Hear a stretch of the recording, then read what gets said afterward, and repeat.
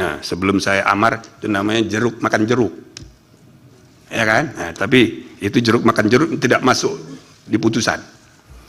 Nah, yang terakhir amar putusan. Mengingat Undang-Undang Nomor 24 Tahun 2003 tentang Mahkamah Konstitusi yang telah diubah terakhir dengan Undang-Undang Nomor 7 Tahun 2020 tentang perubahan ketiga atas Undang-Undang Nomor 24 Tahun 2003 tentang Mahkamah Konstitusi dan Peraturan Mahkamah Konstitusi Nomor 1 Tahun 2023 tentang Majelis Kehormatan Mahkamah Konstitusi menyatakan hakim terlapor terbukti melakukan pelanggaran berat terhadap kode etik dan perilaku hakim konstitusi sebagaimana tertuang dalam Sabta Karsa Utama, prinsip ketidakberpihakan, prinsip integritas, prinsip kecakapan dan kesetaraan, prinsip independensi, dan prinsip kepantasan dan kesopanan. 2. Menjatuhkan sanksi pemberhentian dari jabatan Ketua Mahkamah Konstitusi kepada hakim terlapor. 3. Memerintahkan Wakil Ketua Mahkamah Konstitusi untuk dalam waktu 2 kali 24 jam sejak putusan ini selesai diucapkan memimpin penyelenggaraan pemilihan pimpinan yang baru sesuai dengan peraturan perundang-undangan. 4. Hakim terlapor tidak berhak untuk mencalonkan diri atau dicalonkan sebagai pimpinan Mahkamah Konstitusi sampai masa jabatan hakim terlapor sebagai hakim konstitusi berakhir.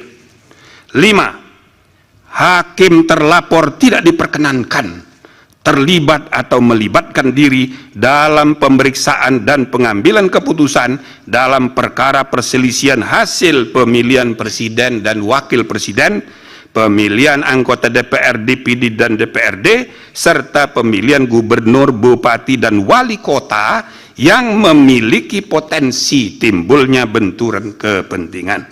Selanjutnya, saudara-saudara, ada dari 3 orang pendapat berbeda 1 orang. Saya persilakan.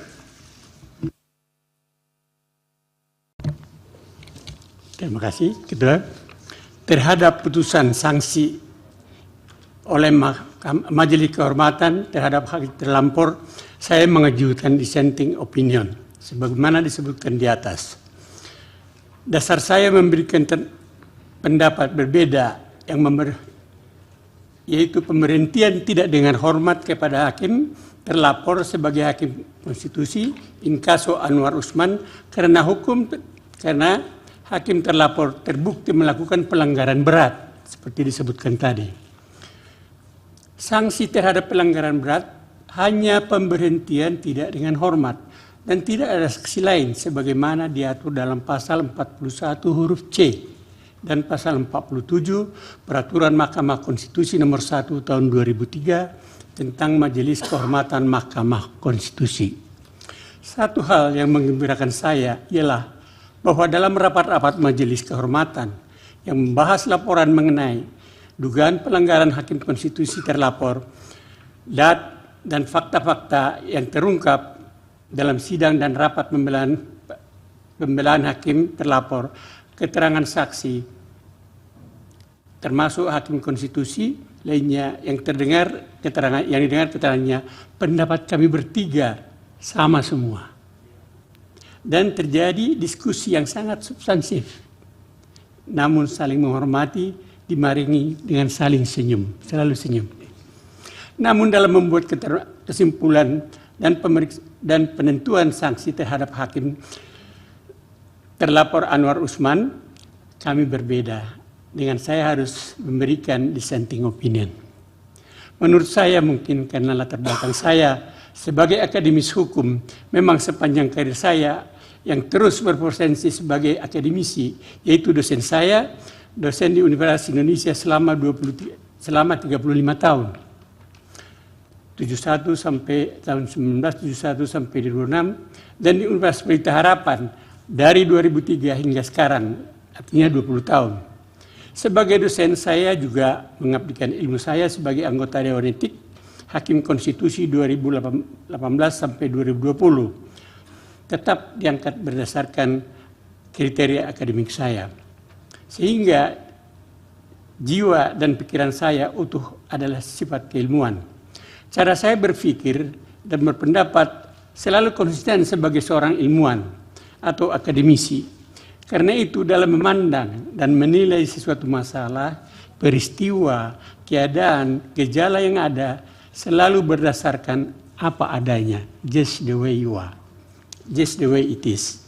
Itulah sebabnya dalam pembelaan memberi putusan pada pelanggaran kode etik ini dari perilaku Hakim Konstitusi aku, saya memberikan putusan sesuai aturan yang berlaku dan tingkat pelanggaran kode etik yang terjadi dan terbukti, yaitu sanksi bagi hakim terlapor berupa pemberhentian tidak dengan hormat sebagai hakim konstitusi, sebagai hakim.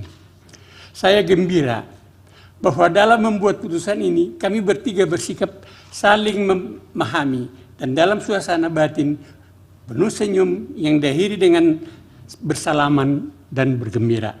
Semoga Tuhan Yang Maha Esa memberkati kita semua.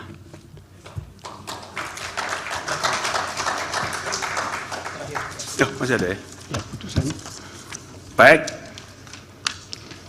Demikian diputus dalam rapat Majelis Kehormatan oleh 3 anggota Majelis Kehormatan, yaitu Jimli Asidiki sebagai Ketua Merangkap Anggota, Wahiduddin Adam sebagai Sekretaris Merangkap Anggota, dan Bintan R. Saragih sebagai anggota pada hari Jumat tanggal 3 bulan November tahun 2023 dan pada hari Senin tanggal 6 bulan November tahun 2023 dan diucapkan dalam sidang pleno Majelis Kehormatan Mahkamah Konstitusi terbuka untuk umum pada hari Selasa tanggal 7 bulan November tahun 2023 selesai diucapkan pukul 18.21 waktu Indonesia Barat oleh 3 orang Majelis Kehormatan Mahkamah Konstitusi, yaitu Jimli Asidiki sebagai Ketua Merangkap Anggota, Wahiduddin Adam sebagai Sekretaris Merangkap Anggota, dan Bintan R. Saragih sebagai anggota. Demikian ditandatangani. Nah, begitu saudara-saudara sekalian, terlepas dari adanya dissenting opinion, putusan yang berlaku mulai hari ini adalah yang tadi dibacakan. Ya, tapi dengan adanya dissenting opinion menggambarkan bahwa kami membuat keputusan dengan perdebatan dan itu sehat, dengan akal sehat, gitu ya.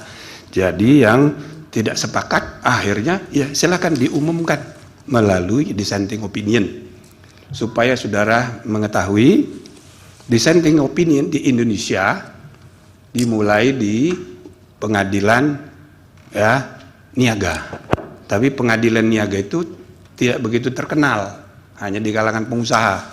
Begitu dipraktekkan di MK mulai 2023, jadi terkenal. Maka sekarang sudah menjadi kebiasaan bahwa pengadilan itu harus ya kan memperdebatkan akal sehat, dan kalau tidak sepakat diumumkan kepada publik sebagai wujud pertanggungjawaban publik. Nah, jadi saya rasa ini satu ya. Yang kedua, tadi saya kemukakan yang berlaku adalah yang diputuskan. Oke. Kami tadi sudah dijelaskan sama pendapatnya ini. Cuma kalau sanksinya adalah sebagaimana ditentukan dalam PMK, pemberhentian tidak hormat dari anggota, maka itu diharuskan diberi kesempatan untuk majelis banding. Yang majelis banding dibentuk berdasarkan apa namanya PMK itu, ya kan? Nah, membuat putusan majelis kehormatan tidak pasti, sedangkan kita sedang menghadapi ya proses persiapan pemilihan umum yang sudah dekat. Kita memerlukan kepastian yang adil, gitu loh, untuk tidak menimbulkan masalah-masalah yang berakibat pada proses pemilu yang tidak damai, proses pemilu yang tidak terpercaya. Nah, untuk itulah kami memutuskan berhenti dari ketua sehingga ketentuan mengenai majelis banding tidak berlaku. Karena dia tidak berlaku, maka putusan MK yang dibacakan hari ini mulai berlaku hari ini, dan dalam 2 kali 24 jam harus sudah diadakan pemilihan. Ah, gitu ya. Udah ada, nggak usah keras-keras tepuk tangannya, dalam hati aja. Nah, jadi saudara-saudara sekalian, inilah putusan ya, mudah-mudahan ya dilaksanakan, dihormati sebagaimana mestinya, dan tidak ada alasan untuk tidak menghormatinya, karena ini majelis kehormatan yang dibentuk secara resmi berdasarkan undang-undang yang implementasinya diatur dalam PMK. Namun sebagaimana tadi kami sudah bacakan, salah satu rekomendasi terakhir yang kita sarankan kepada MK ke depan, sebaiknya PMK-nya diperbaiki. Tidak usah ada banding-banding segala itu. Kalau memang diperlukan, ya diatur di undang-undang supaya tidak jeruk makan jeruk. Prinsipnya jeruk tidak boleh makan jeruk. Ah, gitu. Jadi itu saudara-saudara sekalian, mudah-mudahan sudah cukup ya. Terakhir kami berharap mudah-mudahan ya bisa diterima dan bisa memberi kepastian bahwa aturan main sudah selesai dengan putusan MK, dan kemudian sudah dilaksanakan sebagaimana mestinya oleh penyelenggara pemilu.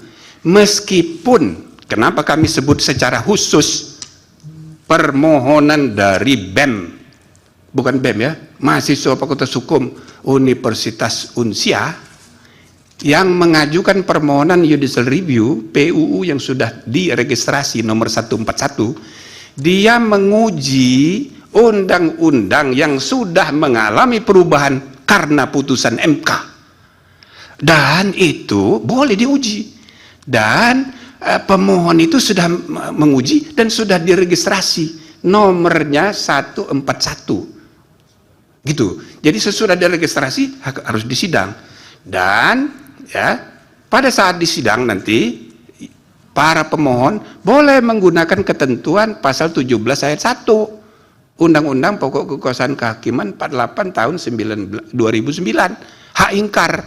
Nah, hak ingkar terkait dengan putusan MK ini, di mana hakim terlapor yang sudah diberi sanksi tidak boleh mengikuti penanganan perkara itu. Berarti hakimnya cuma 4, maka ada peluang untuk terjadinya perubahan, tapi bukan oleh MK, melainkan oleh MK sendiri, supaya orang tidak menganggap MK itu Mahkamah Konstitusinya MK, jadi di atas MK. Itu tidak benar juga. Biarlah putusan MK diubah oleh MK sendiri melalui mekanisme yang tersedia. Jadi itu makanya kita memberi apresiasi kepada mahasiswa ini, ya kan? Ini jadi mudah-mudahan para lawyer ini pada tersinggung semua ini dengan inisiatif mahasiswa ini, kreatif dia, dan itu boleh. Nah, namun tentu saja permainan sudah jalan. Aturan main kalau misalnya diubah melalui putusan MK berlaku untuk pertandingan berikutnya 2029. Kalau yang sekarang ini sudah jalan pertandingannya. Nah, ini perlu saya sampaikan untuk ya biar ada kepastian. Gitu loh. Nah, kalau para pakar analisanya macam-macam kan, tidak apa-apa, cuma untuk menimbulkan kepastian, membimbing bangsa kita gitu ya. Kita harus ada arah yang jelas. Sebab untuk saudara ketahui, kasus perkara ini semua dakdikduk ini, ya betul, semua dakdikduk, semua dari seluruh Indonesia itu nunggu putusan ini, ya kan? Pertama, gara-gara kita buat putusan perkara ini sidangnya terbuka. Kedua, ada permohonan Profesor Denny supaya ada putusan profesi Tapi jawabannya nggak usah pakai profesi, tapi jadwalnya aja kita. Tanggal 7, mengejar tanggal 8, saat terakhir untuk kemungkinan perubahan capres. Maka terus terang aja ini, semua pada nunggu ini. Nah, jadi mudah-mudahan dak-dikduk semua ini, semua kelompok ini sedang dak-dikduk terjawab dengan putusan MK ini. Ya gitu ya. Nah, mudah-mudahan saudara-saudara putusan ini berterima di masyarakat luas, dan dengan mengucapkan terima kasih atas jasa saudara semua sebagai pelapor, ya, saudara semua ini berjasa. Putusan bersejarah itu hanya mungkin terjadi karena pelapor, penggugat, pemohon, atau ya lawyer. Nah, jadi karena itu saya ucapkan selamat pada saudara-saudara semua. Dengan ini sidang Majelis Kehormatan Mahkamah Konstitusi saya nyatakan ditutup. Sebentar. Hadirin dimohon berdiri. Sebentar, satu lagi sebelum berdiri saya tambah. Ini udah tutup ya. Nah, jadi saya ingin staf menyiapkan putusan, naskah putusan akan kita berikan kepada para pihak simbolik hari ini juga. Ini untuk menunjukkan bahwa di samping online kita juga akan menyerahkan fisik hari ini. Oke, itu satu. Yang kedua, saya sekedar mengingatkan karena saya ini ketua pertama lembaga ini. 5 tahun saya memimpin MK tidak pernah sidang terlambat. Tak pernah. Saya ingin mahkamah ini dikelola, diurus oleh hakim generasi sekarang. Juga jangan terlambat. Dan juga putusan-putusan langsung instan diserahkan. Bukan hanya di online, tapi diserahkan. Maka silakan diumumkan saudara staf ya, untuk penyerahan. Siapa yang akan simbolik mewakili. Majelis Cukup.